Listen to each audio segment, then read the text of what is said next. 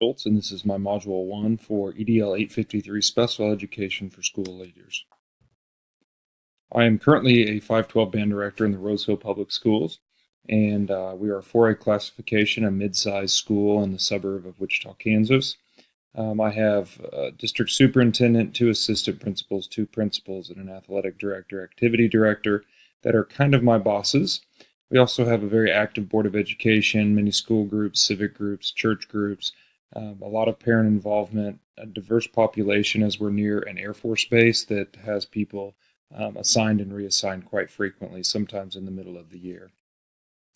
That creates for us an opportunity day to day in the band department to see over 200 students in grades 5 through 12, so a lot of different learning taking place at grade level, as well as a lot of special education needs in our classrooms.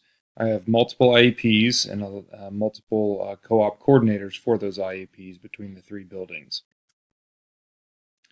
A critical reflection of our school-wide processes and procedures has me thinking about our reading groups that we have. That's a very positive thing. These are individual for students with reading needs. We have behavior modification plans. These take place when a student has displayed a repeated behavior that we want to try to curb to a different direction. We have our IEP meetings, which are geared towards each student's individual education plan. Those are very, very beneficial as parents do show up to those. The student is typically in the meeting, as well as the classroom teachers and the special education sponsor. We have social emotional training through the use of Lions Quest. We have a resource room, so a physical place where students can go with special education needs.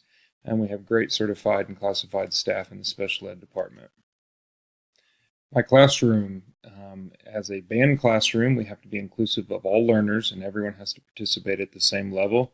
We hold each student to the same standard, but we do adjust our standard based on the student's physical, emotional, and mental capacity.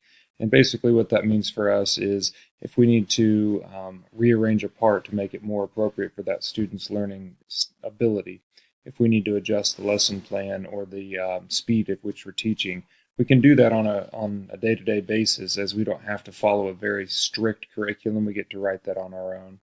We do offer private lessons for students who might need that extra help, and we have a very small, close-knit group that contributes to the large group school setting.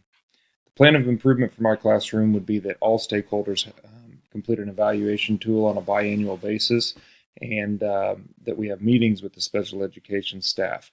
Those 2 are the kind of cornerstones for what I think would be an improvement in my classroom. The plan of improvement for the school would be to implement monthly meetings and have that be for the classroom teachers as well as special education staff, briefing on improvements, setbacks, and goals for each student that has special education needs. I would really push for the improvement of pay for our paraprofessionals, and that would be a way that we could keep quality staff. I find in a lot of schools that I've been in, you always hear that the paraprofessionals leave because they found a better paying job just when they were starting to bear fruit with a student that maybe previously was shut off from another learning opportunity. And I think connecting all the dots in the school district and community is very, very important. That goes from the top down in the certified staff departments, from the superintendent all the way down to the classroom teachers, and then the paraprofessionals, the student teachers, the substitute teachers, anybody involved in the day-to-day student learning. And that also goes for our school psychologists, speech therapists, speech pathologists, our resource officers, anybody that can build a relationship with those students. I would want to make sure that we are all working together for a common goal. Funding would have a big impact on all of this, of course. If we have lack of funding, that would cause a low hourly rate, not having a high retention rate for quality staff. We would have very little classroom budget for tangible goods, and that would be an impact for the students. If we did have an increase in funding, that would be a positive for the special education department and students. We could improve the facilities themselves, improve the technology in those places. We could improve the professional development opportunities. We could offer more of those for the staff for training and for recertification.